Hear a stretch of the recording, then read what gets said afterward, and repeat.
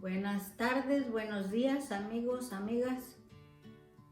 Me alegra volver a tener este programa con ustedes y tratar algunos temas relacionados con la traducción del inglés y del español y con la traducción en general, porque es el saber un idioma y saber el otro, es decir, el que sabe inglés y sabe español no necesariamente sabe traducir. Y voy a dar dos ejemplos ahora que me llamaron la atención porque no hace mucho estuvimos viendo un programa que se llama Queen's Gambit. En inglés, y este es respecto al juego de ajedrez. Gambit es una palabra que viene del italiano y que significa meter zancadilla, es decir, poner un escollo al otro para que se caiga. En español, esta palabra, gambito, se usa en el ajedrez como una apertura, como la primera jugada. Pero se dice gambito y en la traducción que hicieron al español, es decir, en el doblaje que hicieron, porque este juego lo estaban haciendo en la Ciudad de México, dijeron gambito. Completamente equivocado, porque la palabra es gambito. Y otra cosa que dijeron también, porque otra pieza del ajedrez en inglés se llama knight, o sea, caballero. Si la traducción literal es caballero. Pero en el ajedrez, en español, no se dice caballero, se dice simplemente caballo. Entonces, cuando hicieron la traducción, y no recuerdo cuántas cosas más cometieron. Entonces, quisiera yo decirles a los traductores que la primerísima regla para traducir es saber qué es lo que estamos diciendo. No simplemente traducir literalmente, sino saber qué es lo que estamos diciendo. Voy a dar otro ejemplo que es sumamente común. Se dice en lo general miel de maple en español, pero no es maple, el árbol es el arce, y en todo caso sería miel de arce. Pero el término maple ha cundido de tal manera que ya ahora no se puede retirar y se dice miel de maple y todo el mundo sabe a lo que se están refiriendo. Por lo tanto, pues en el caso de la miel de maple yo creo que ya no hay vuelta de hoja, ya no hay vuelta atrás.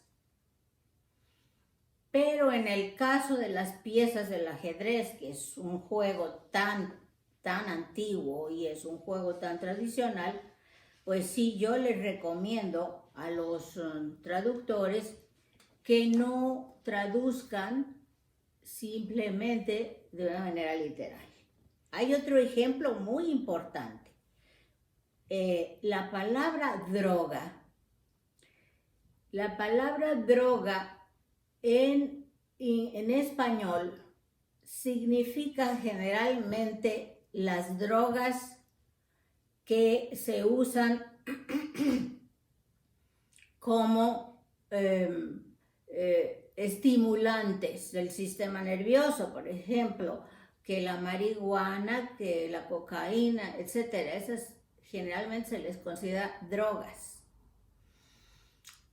Pero en inglés, you go to the drugstore. ¿Y a qué vas al drugstore? You don't get actually drugs. Lo que consigues en la farmacia, que es una traducción mejor para drugstore, es medicina, no drogas. Por lo tanto, si quieres drogas, entonces no estás en el lugar correcto. Por lo tanto, digo yo, esta palabra es un falso cognado y hay que tener mucho cuidado en usarla. ¿Tienes drogas tú? Pues, oye, sí, tengo todas las de la farmacia, ¿verdad? Medicinas, por ejemplo, las aspirinas, todas esas son drugs, pero no drogas, como las drogas, por ejemplo, alucinógenas, etc. Aquí tenemos otro ejemplo que es resume. Cuando está uno viendo la televisión y la suspende por un momento y después vuelve a verla, un programa, dice resume, pero eso no es resumen, no significa resumen, significa volver a tomar el programa donde lo dejaste. Resumen en español es una síntesis, es decir, es una cosa que de muy grande que era, la hacemos un poco más pequeña. Eso es resumir. Resumen es síntesis y no resumir. Por lo tanto, resume en inglés, pues no significa lo mismo, aunque se parezcan. Estos se llaman, ya lo hemos visto en otras ocasiones, falsos cognados. Hay un problema también de traducción, pero este es de traducción oral. Y significa un problema en el que se acentúa una palabra que en español no necesariamente se acentúa, es más, no se acentúa. Por ejemplo, cuando están hablando acerca de los sistemas, de los programas de los impuestos. Entonces hay una chica, por cierto muy guapa, pero que dice, ¿usted conoce sus derechos? Y en español no se acentúa, esa palabra se llama átona. Átona quiere decir que no lleva acento. No se dice, usted conoce sus derechos, ¿no? En todo caso tendría, ¿usted realmente conoce sus derechos? ¿Usted de veras conoce sus derechos? Tendríamos que darle el énfasis con una palabra, pero no acentuar sus, cuando en español eso no se acentúa. ¿Usted conoce sus derechos? No. Usted conoce sus derechos. Bueno, pues aquí tenemos otro ejemplo que es sensitive. This is sensitive information. Sensitive no quiere decir sensitivo en español. Cuando una persona es sensitiva, quiere decir que es muy fácil de sentir algo. Es muy vulnerable, es muy fácil para que sienta, pero no significa es delicada.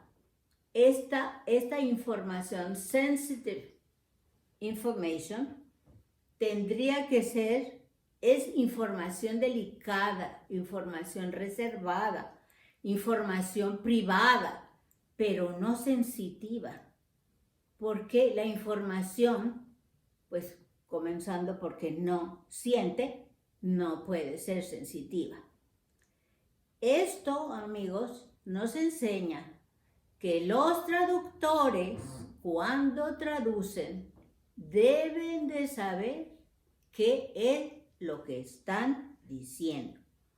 No simplemente basarse en la semejanza de una palabra en inglés con otra en español y por lo tanto usar esa palabra. No, hay que saber qué es lo que estamos diciendo y en dónde lo estamos diciendo.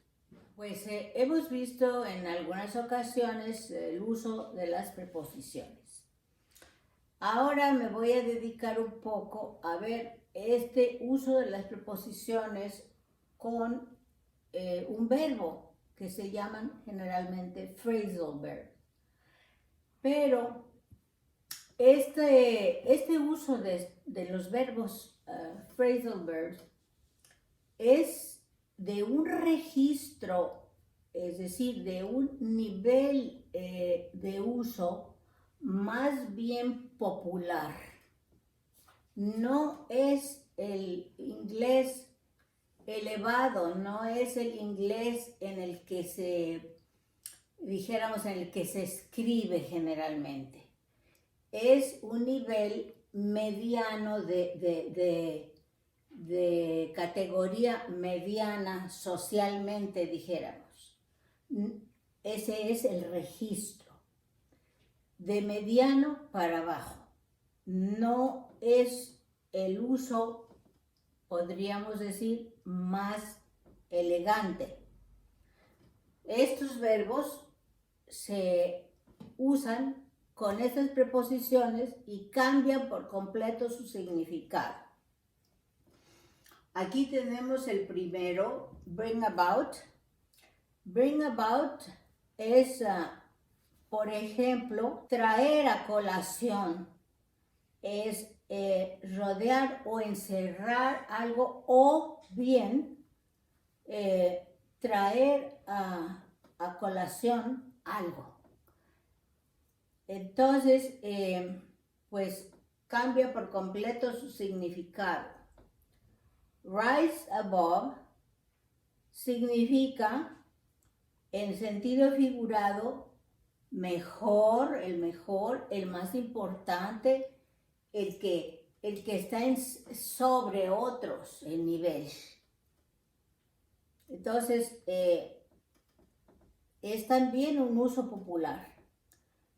Across, con get across, es la acción de comunicar o decir algo para que el otro entienda.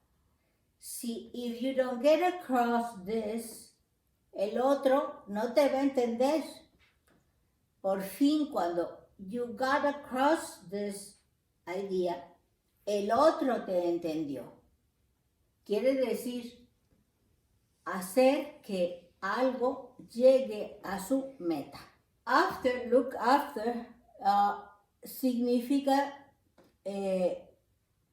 look after significa movimiento de un lado a otro, ciertamente, pero también imitar o copiar o cuidar.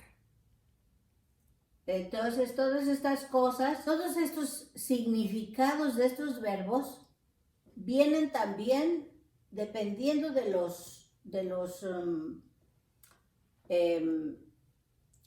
la frase completa de la situación. Look ahead es hacer un progreso, adelantar, ver hacia adelante. Along, come along, es ven con nosotros, júntate con nosotros, acompáñanos. Y también progreso hacia una meta.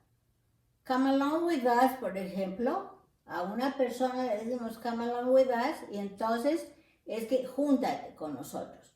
Cuando decimos también come along, es help along o coast along o go along.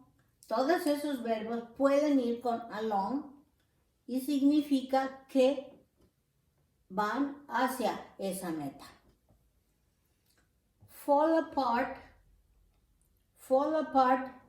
significa generalmente desprenderse, deshacerse, desbaratarse, destruirse. Por ejemplo, la casa fell apart. ¡Chum! Quiere decir que se destruyó, que quedó en pedazos. Eso es más o menos la idea. Pero también she's o his tells apart es estar diferente, en un nivel diferente, a un lado de, generalmente superior. Shop around. Shop around es muy fácil de entender porque todas las mujeres lo conocemos. Es ir de compras, pero no a un lugar y a una cosa específica, sino que ir viendo por todos lados, ir viendo en esta tienda y luego en la otra, y aquí compro una cosa y aquí compro la otra, y ese es shop around. No ir directamente a algo, sino que es ir viendo todo lo que encontramos y entonces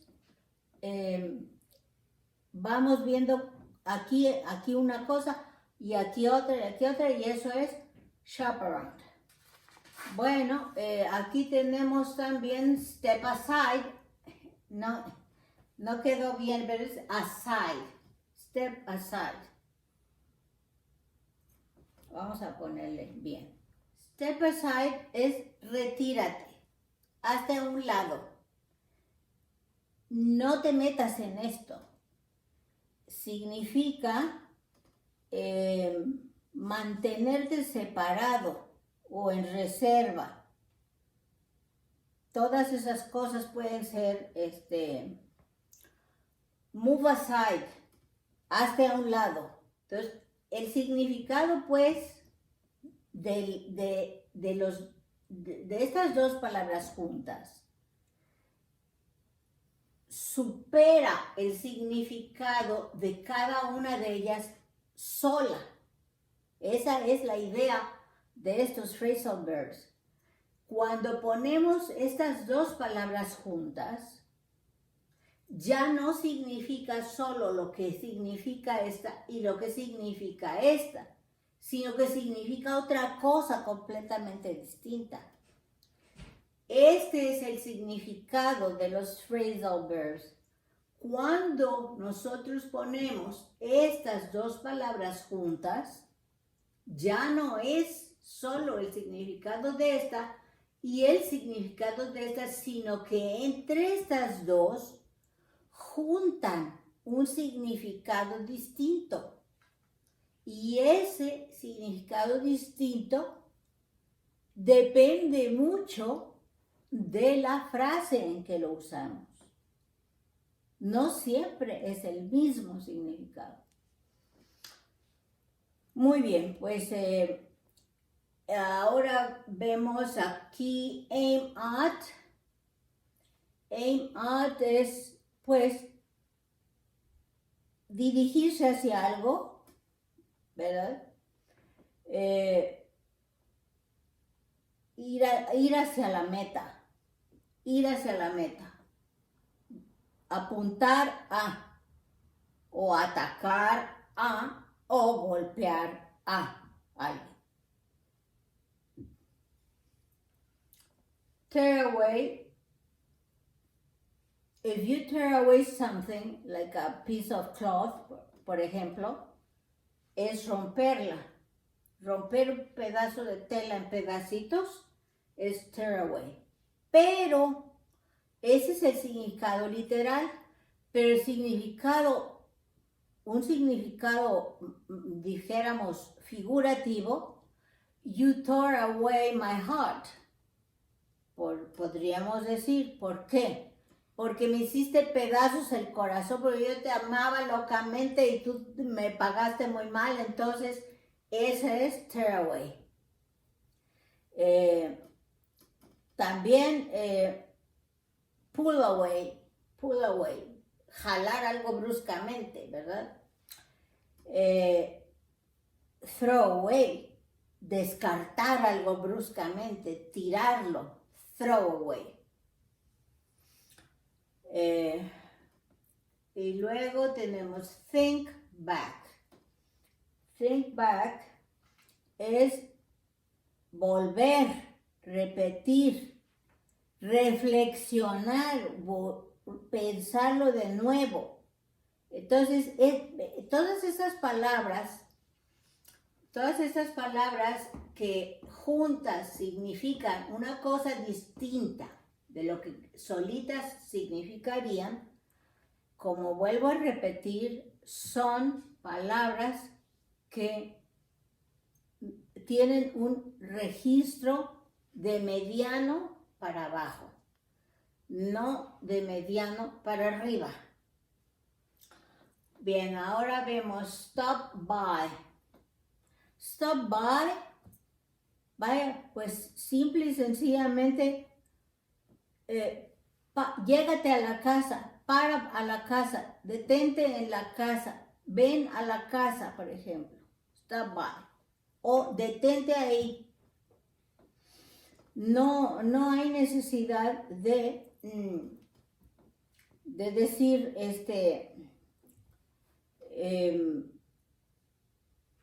toda un verbo. Es una acción breve. Breakdown, pues breakdown es reducir, romperse lógicamente también, pero destruir en un sentido figurativo, pasar de una generación a otra o también reducir alguna cosa.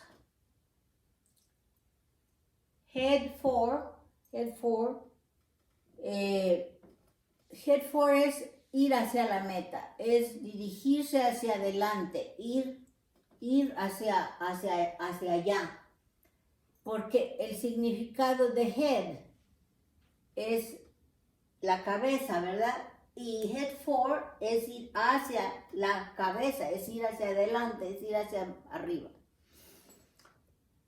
Bring forward es ofrecerse, regalar, traer a colación, mencionarlo, ofrecerse eso, por ejemplo, en una conversación. I didn't bring forward this topic because it was annoying, por ejemplo. Es decir, no quise hablar de esto porque era molesto. Pero you brought forward something en una conversación y entonces quiere decir que lo mencionaste. Stir in, bueno, esta es fácil en general. Stir in es literalmente es menear, mover. Por ejemplo, cuando estamos haciendo un pastel o una comida, and you stir in something, le das vueltas y lo mueves. Pero también es con otros verbos, significa quedarse en un lugar, por ejemplo, stay in, eat in, coma aquí, cut in, interrumpir, ¿verdad? Muy bien. Bump into. Bump into es tropezarse con algo, golpear con algo, darse de frente con algo. Bump into, colocarse. Pero cuando tenemos otros verbos, por ejemplo, fit into es, pues, por fin poner algo, colocar algo dentro de una cosa. Aquí tenemos también un verbo interesante porque aquí podemos decir talk in o talk into. I talk to you in or I talk to you into. Es decir, traté contigo de ese tema, hablé contigo de esto. Este es el asunto que yo quise tratar. Bump into es pues también tropezarse, dar de frente con algo, golpear, puede ser forzar también y puede ser, sí, golpear también. Cool off es decir, estás enojadísimo, but you have to cool off. O sea, es tranquilizarte, es detener algo, es calmarse, todo eso significa cool off. Entonces, cuando nosotros usamos estas palabras para una traducción en español, no podemos usar una y otra. Tenemos que usar el significado total de esta palabra y usar un solo verbo en español, porque en español este sistema, esta sintaxis que existe en inglés, no existe en español. En español no se hacen estas combinaciones y en inglés sí se hacen. Entonces, nosotros al traducir, lógicamente, tenemos que saber no solo el significado de estas dos palabras, sino el significado de estas dos palabras en un contexto determinado.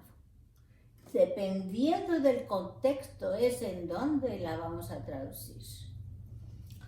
Ahora muy bien, estamos en put on. Put on es ponerse. Por ejemplo, put on a dress, ¿verdad? Ponerse un vestido, vestirse.